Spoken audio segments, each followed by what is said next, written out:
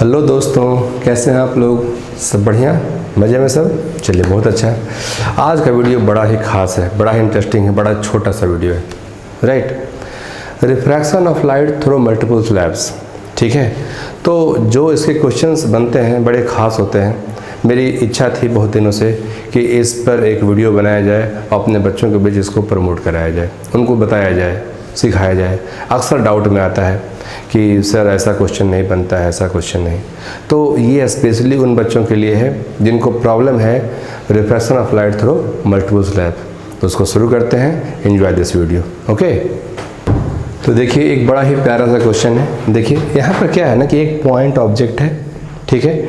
ये एयर है इतनी दूर, फिर ये स्लैब है, ठीक है, glass slab. Mu equals to 1.2, thickness 0.2 centimetre, thickness 0.3 centimetre, mu equals to 1.3, thickness 0.4 centimetre, mu equals to 1.4। Question ने कहा locate the image of the point P as seen by the eye. अगर observer इस point P को देख रहा हो तो उसका इमेज कहाँ बनता हुआ दिखाई देगा, ठीक है। तो दो बातें हो सकती हैं। एक तो ये जो डेप्थ है, रियल डेप्थ, उसमें से अपरेंट डेप्थ कैलकुलेट कर लीजिए। अपरेंट डेप्थ का मतलब हो गया कि इस जगह से अपरेंट डेप्थ तक वो दिखाई देगा। और दूसरा है कि शिफ्ट निकाल लीजिए। शिफ्ट मतलब कि ये पॉइंट पी पर का ऑब्जेक्ट जो है वास्तव में वहीं पर था, लेकिन अभी कितना शिफ्ट होता हुआ दिखाई देगा, राइट। लेकिन इसको कैसे बनाया जाए? स्लैब तो बहुत सारे हैं। तो ऐसे क्वेश्चन को बनाने का जो तरीका है वो क्या है कि जहाँ जहाँ पे आप एयर देख पा रहे हैं, एयर एयर एयर, उनको भी एक स्लैब जैसा ट्रीट कर लीजिए और कह दीजिए कि उनका अपना म्यू जो है वो 1 है, राइट। आइए देखते हैं। आप उसको ऐसे बनाइए। देखिए, फर्स्ट जैसे, फिर सेकंड जैसे, ये फिर थर्ड, ये फिर ऐसे फोर्थ। स्लैब दिख रहा है ना, ये स्लैब था, ये एयर, फिर ये स्लैब था, फिर ये एयर, फिर ये स्लैब है, फिर ये स्लैब है, ऐसे, और फिर इतनी दूर ऐसे से एयर, ऐसे से एयर, ठीक। तो देखिए हम लोग कैसे काम करते हैं। इस थिकनेस को T1, ये T2, ये T3, ये T4, ये T5 और ये T6, ये लाइट सोर्स, राइट, जिसको आप P कहते हैं। एनी प्रॉब्लम नहीं होना चाहिए, ठीक। तो T1, T2, T3, T4, T5, T6, right. ये थिकनेस की बात हो गई। कितना कितना है जब देखिए तो T1 will be equal to 1.0 centimetre. तो T1 जो T1 है वही T3 है, वही T5 है। तो T1 equal T3 equal T5, तो T1 equal to T3 equal to T5 will be equal to 1.0 centimetre. T2 will be equal to, बोलिएगा, 0.2 cm, 0.2 cm, ठीक है। T4 देखना 0.3 cm, 0.3 cm। T6 will be equal to 0.4 cm, okay. अब mu की बात कर लीजिए। देखिए यहाँ पर म्यू1, ये म्यू2, ये म्यू3, ये म्यू4, ये म्यू5 और ये म्यू6। तो जहाँ वाइट वाइट देख रहे हैं, दिस, तो mu one will be equal to म्यू3 will be equal to mu five. तो म्यू कितना कितना है भाई?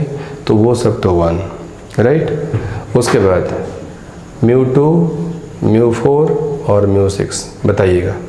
म्यू2 1.2, म्यू4 1.3 एंड म्यू6 1.4, ठीक है।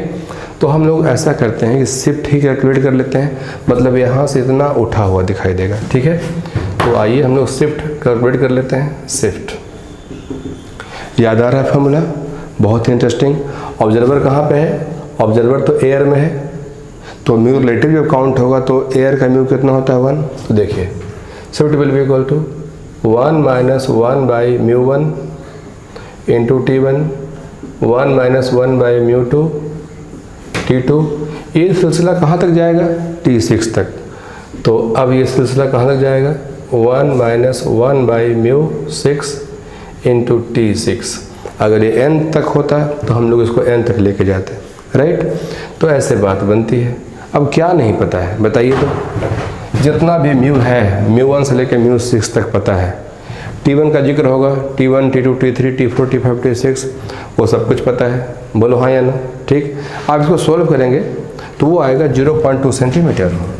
सॉल्व करेंगे तो आएगा 0.2 सेंटीमीटर। मतलब क्या हुआ कि जो चीज़ यहाँ थी वो यहाँ से अपने पोजीशन से 0.2 सेंटीमीटर शिफ्टेड दिखाई देगा। तो ऑब्जर्वर को रियल डेप्थ में से 0.2 सेंटीमीटर कम, राइट, तो उसको एपरेंट डेप्थ बोलेंगे। तो बहरहाल हमने शिफ्ट बनाया है कि यहाँ पर की चीज़ 0.2 सेंटीमीटर अबव दिखाई देगी, राइट। आया मज़ा? ओके। एक और बड़ा ही प्यारा सा क्वेश्चन है आपके सामने, ठीक है, आपने कभी देखा होगा पहले भी। टॉपिक का नाम क्या है? Refraction of light through multiple slabs. ये बात हम लोग को बिल्कुल याद रहनी चाहिए।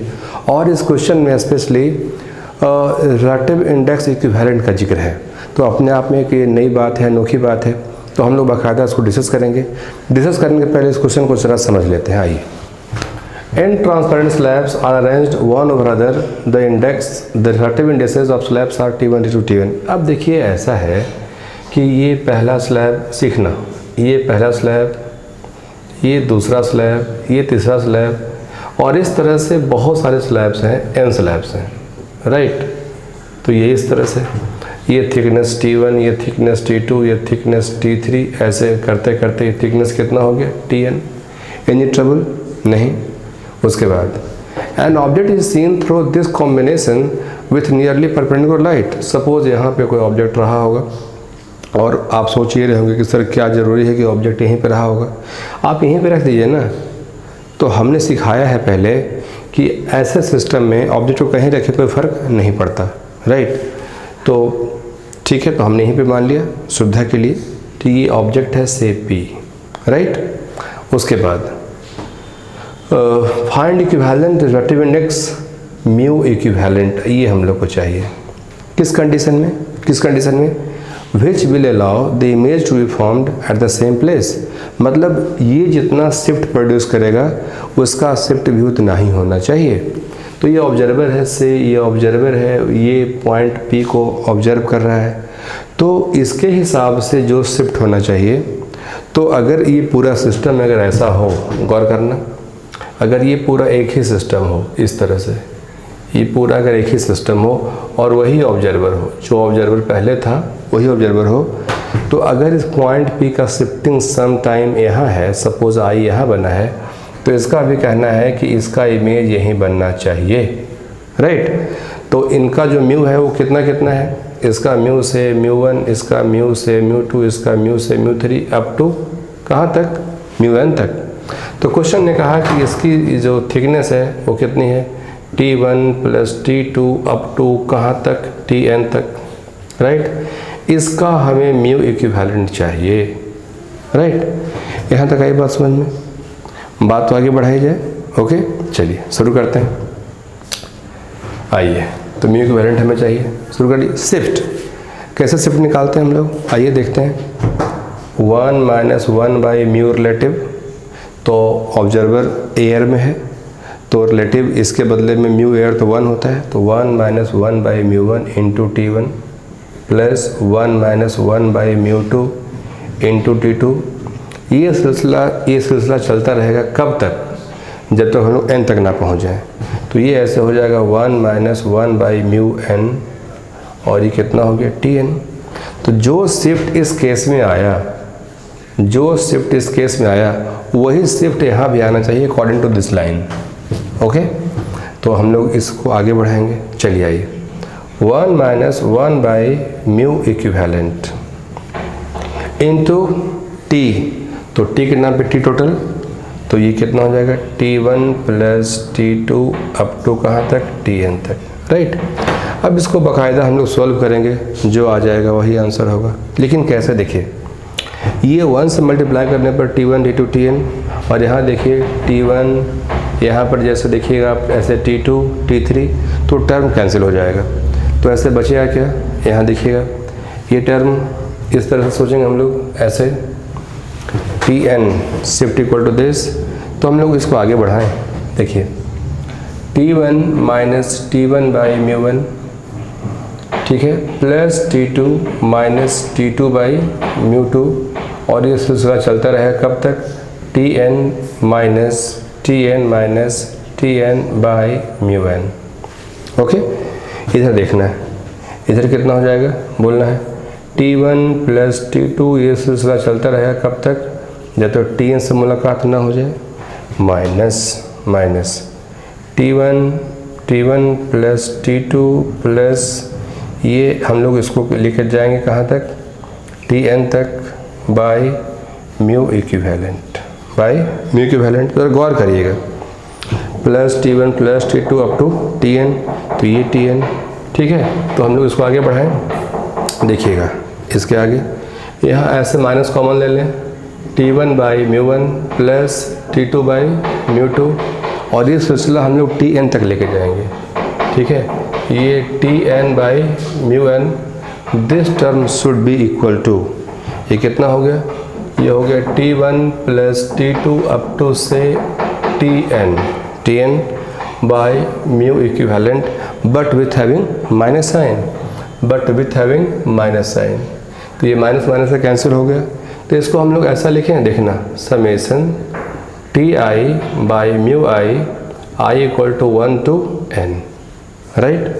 इसको ज़रा देखना, तो इसको ऐसा लिखें, summation Ti i = 1 to n into 1/μ equivalent, yes or no, 1/μ equivalent, therefore mu equivalent should be equal to summation Ti i = 1 to n by summation i = 1 to n Ti/μi, right.